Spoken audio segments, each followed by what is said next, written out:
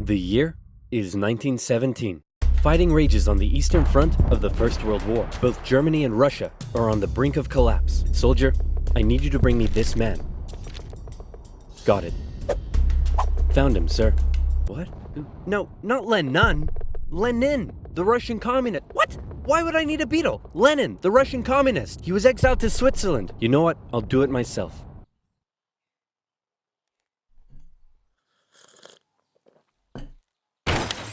Who wants to start a revolution?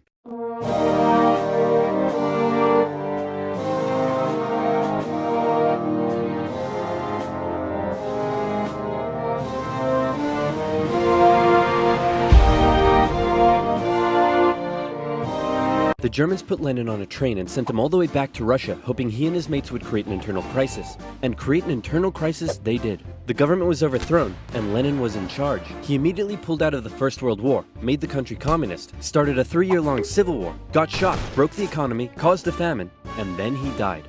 On his deathbed he said, "Hey man, tell whoever's in charge of giving people jobs not to let that jerk Stalin become the next leader.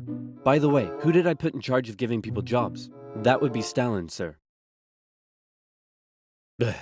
Stalin was a rising force in the Communist Party. He still had some opponents, but conveniently, all of them were arrested or disappeared. So that was lucky. And so Stalin took over. He implemented his 5-year plans, which transformed the country from an agriculture-based economy to an industrial one. And like Lenin before him, he reigned with terror. Anyone who dared criticize or oppose him would either be killed or left to rot in the horrendous Soviet work camps. Then a short man with a silly mustache tried to take over the world, punched the Russians all the way to Moscow, and then the Russians, with some help from their faithful ally, the Winter, punched them all the way back to Berlin. At this point, being allies, America, the UK, and the Soviet Union were good chums. They held a couple of conferences near the end of the war to decide what would happen next. Hey Stalin, after all your trials and tribulation, you must be pretty happy to be standing here in Berlin. Tsar Alexander made it all the way to Paris. Just give me a second.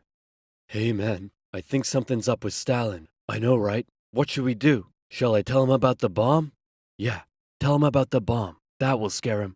So, we got this crazy new big A-bomb that can destroy an entire city in one go. Yes, my spies told me already. Oh wait, I meant to act surprised.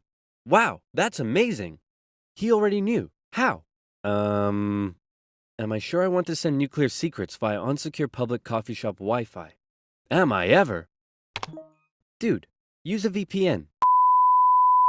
Oh yeah. Does the A stand for atomic or ass? Then America dropped their big A-bomb on Japan, and World War II officially came to an end. Hooray, we won! Okay, so now it's time to establish the New World Order. Stalin, you're in charge of Eastern Europe. Now, we want you to let them all hold elections. Oh yes, of course, elections. And these elections will be free and fair, right? Oh yes, certainly, free and fair. Definitely free and fair. Communist, communist, communist, communist, communist, communist. If that's not free and fair, I don't know what is. Throughout Eastern Europe, Soviet puppet governments were established as a buffer zone between the USSR and the West, with Churchill proclaiming an Iron Curtain had descended across the continent. The relationship between the old allies was deteriorating fast. Over the next few years, the British intervened in the Greek Civil War to prevent a communist takeover. In Turkey, the Russians began demanding more control of Turkey's sea access routes, which prompted the US to send their largest battleship to Turkey for a friendly visit. After World War II, Iran was now occupied by both the Soviets and the British, with an agreement to both pull out once the war was over. The British pulled out. Stalin was like, you know what? I think I might stick around. All in favor of kicking Russia out of Iran? You want to know something? You guys suck. Pressure from the UN forced the Soviets to leave, and with the establishment of NATO, the Soviets had no doubt that the West was out to encircle and destroy them. And America announced the Truman Doctrine, in which they basically said, those guys are not cool, cannot be trusted, and we will do everything we can to prevent the spread of communism around the world. Many view this moment as the official declaration of the Cold War. Back in Europe, everyone was living in a post-apocalyptic void brought on by the Second World War. Cities reduced to rubble, not enough food. It was terrible. This is great. The more they suffered, the more likely it is they'll turn to communism. Dude, you're really messed up. What's wrong with you? My father used to punish me severely. America realized what was going on and quickly made a move. Under the Marshall Plan, they sent $12 billion to Western Europe for its economic recovery. The countries of Stalin's Eastern Bloc looked on with envy. Hey Czechoslovakia, you want to come get some economic aid? Yeah, but I have to check with my mom first. Sorry, America. I can't come. This was a full-on economic battle raging between capitalism and communism in Europe. If the Western nations developed faster and better than the East, that would be a defeat for Stalin. So he set up his own rival economic recovery plan, which he called Comecon, and he also set up Cominform, which gave him more political control over the Eastern Bloc. But nowhere did this economic battle rage harder than in the city of Berlin. Caught over 100 miles behind Soviet lines, the city had been divided up between the Allies, and the western segments were still under Western control. East Berliners could travel freely to West Berlin, see the economic prosperity and think, maybe this communism thing ain't so great after all. I'm gonna have fun tonight. You're home late. Oh, Stalin. I was just out with my friends. Friends? You stink of capitalism! You're out engaging in imperialist debauchery again! I swear, Ivan, I can't keep doing this. Stalin wanted the West out, so he said, hey, guess what? I'm blockading all of your supply routes to West Berlin. What are you gonna do about it? I suppose we'll just fly the supplies in.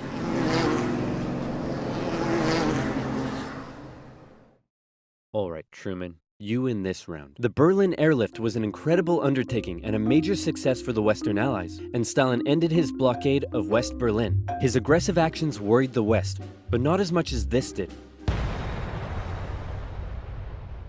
The Soviet Union had developed their very own atomic bomb. The USA no longer had a nuclear monopoly. The world now knew that if a major war broke out between the two superpowers, it would be more destructive than anyone could imagine. So it was comforting when Stalin came out and said that war between the Soviet Union and the West was unlikely.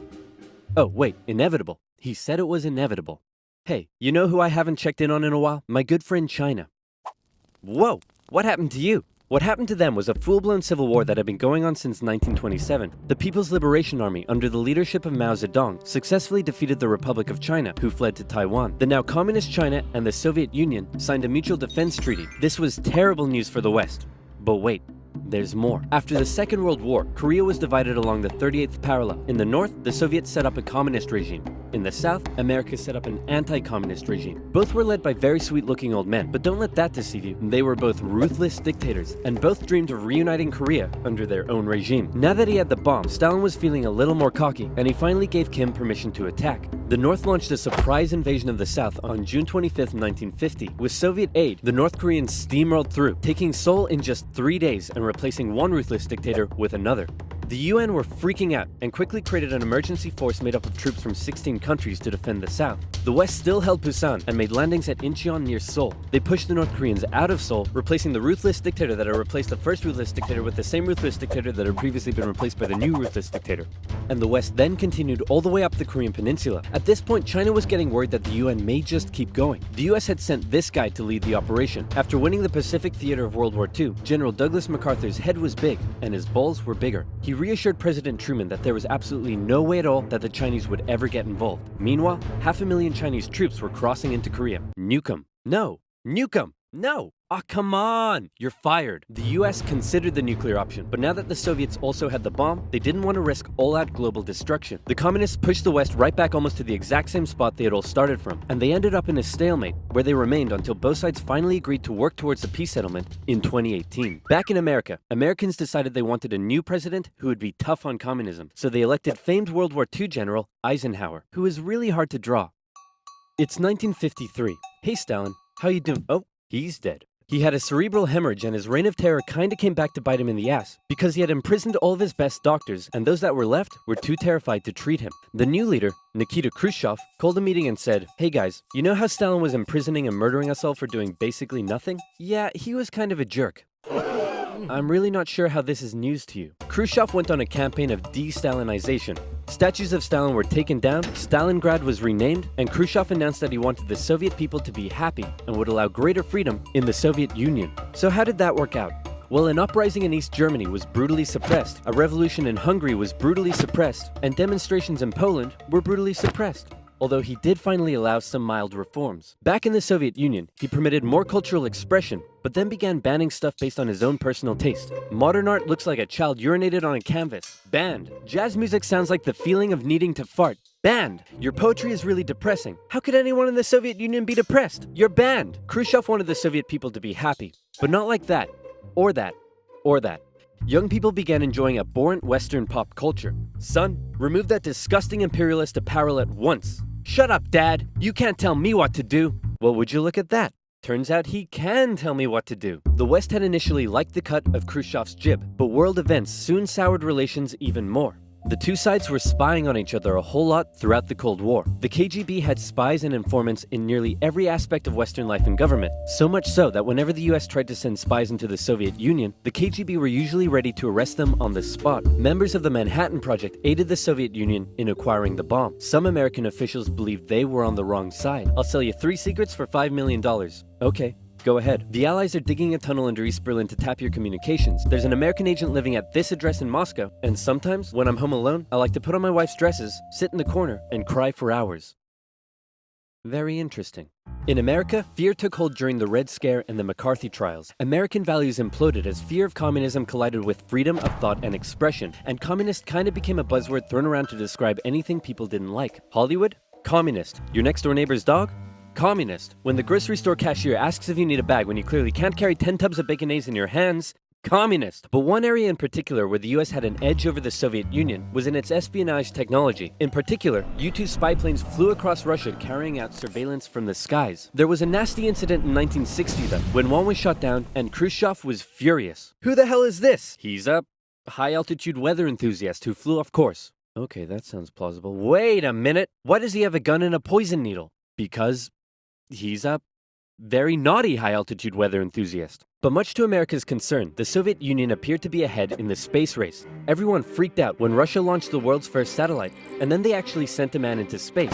Even worse, there also appeared to be a missile gap in the Soviets' favor, and Khrushchev was so confident that he even allowed the US to set up a technology exhibit in Moscow, attended by a certain Vice President Richard Nixon. Check this out. We have color TV. Yes, but we've been to space and can obliterate you with our massive nuclear arsenal.